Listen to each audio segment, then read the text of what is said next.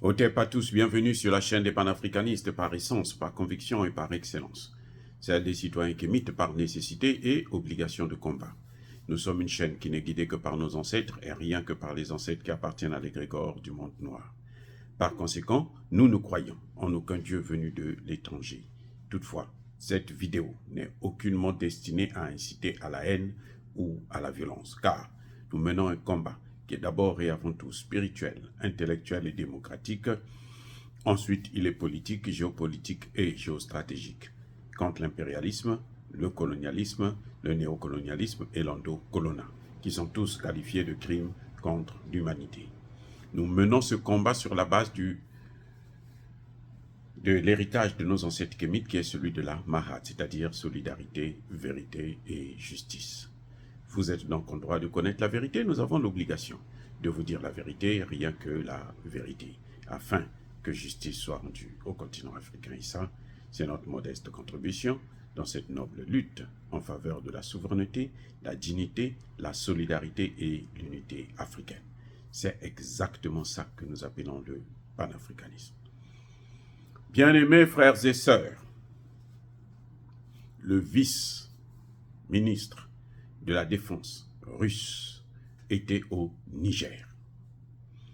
Il a été accueilli à l'aéroport de Niamey par le ministre d'État, ministre de la Défense, le général Saïfo Moudi.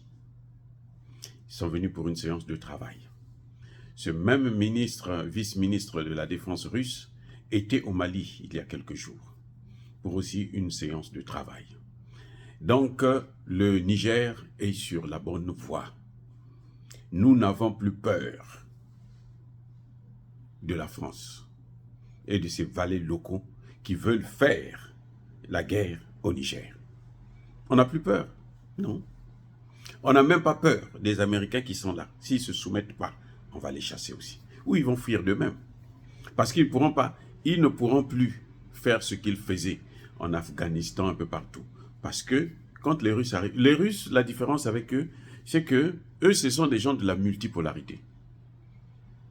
Les Russes ne vont jamais, jamais, au grand jamais, vous dire de ne pas coopérer avec les États-Unis, avec la France, avec la Chine, avec l'Inde, avec quelque puissance que ce soit, avec la Turquie, avec la Russie.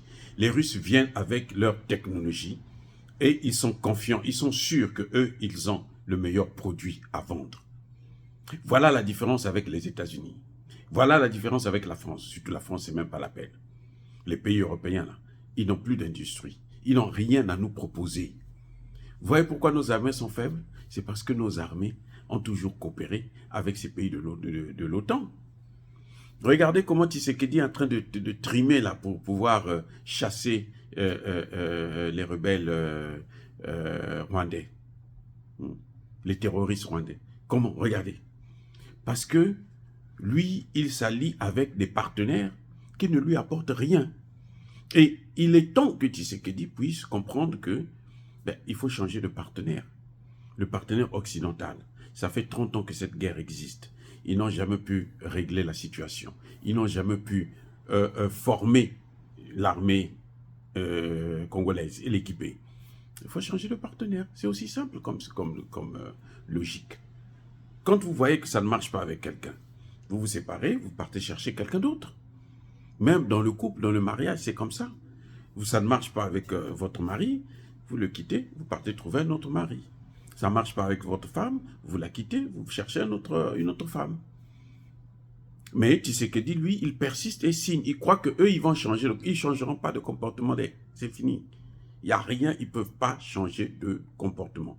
Ils sont faits pour agir tels qu'ils sont en train d'agir en ce moment au Congo démocratique.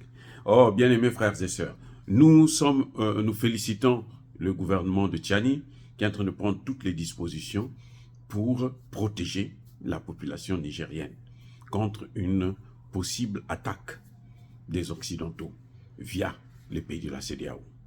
La réunion du 10 décembre prochain, dans quelques jours, dans moins d'une semaine, elle est capitale. On va voir ce que les pays africains vont dire. S'ils vont dire que non, nous, on insiste pour l'intervention militaire, Bon, tant pis pour eux, on va voir ce qui va se passer. Mais il ne faudrait pas qu'après, les gens se plaignent. Ce qui est bien, c'est que nous sommes presque sûrs que le Nigeria ne va pas rentrer dans ce jeu. La Côte d'Ivoire et le Sénégal, peut-être, mais on ne sait pas encore quelles seront les réactions des autorités, plutôt des parlementaires ivoiriens et de la population ivoirienne et sénégalaise. Parce que, béninoise aussi d'ailleurs, parce que je pense que ce qui est clair, c'est que jusque-là, ce sont les chefs d'État qui se prononcent. Ils n'ont pas demandé l'avis des parlementaires, ils n'ont pas demandé l'avis des populations. Celui qui a arrêté Tinubu, ce sont les députés, ceux qui l'ont arrêté. Sinon, Tinubu aussi voulait ça. Donc, ce sont eux qui l'ont arrêté. Donc, nous sommes confiants de la prochaine réunion de ces pays, de la CEDEAO, même s'ils maintiennent des sanctions. De toutes les façons, le fait que ces États sont en train de créer leur propre fédération, je crois que les sanctions n'auront aucun effet. Surtout, ça va avoir plutôt des conséquences dramatiques pour la France qui perd un grand et très grand marché. C'est 55% du territoire de la CEDEAO et 80% du territoire de l'UEMOA. Et c'est la France qui sera la perdante, ce n'est pas nous. Mais en tout cas, les Russes sont là pour discuter avec le gouvernement du Niger. Ça veut dire que nous allons prendre des dispositions. En cas d'attaque, nous allons justement agir en conséquence. Comme l'a dit le président Tchani, et je suis d'accord avec lui, nous soutenons la thèse selon laquelle ce ne sera pas une balade de santé. Dire cela, c'est inciter à la haine ou à la violence, non. Yaba colère, Yamalem. Encore une fois de plus, bien aimés frères et sœurs, je persiste et je signe. Soyez bénis, soyez abondamment bénis par le Dieu des Kémites et par nos ancêtres angélisés. Mais que tous ceux qui persécutent le continent africain le pillent et le déstabilisent, qu'ils soient noirs, blancs, chinois, arabes, indiens ou qui qu'ils soient punis, maudits, foudroyés, neutralisés, écrasés, effacés par ce Dieu des Kémites et par nos ancêtres angélisés. Vive l'Afrique éternelle, j'ai dit et j'assume.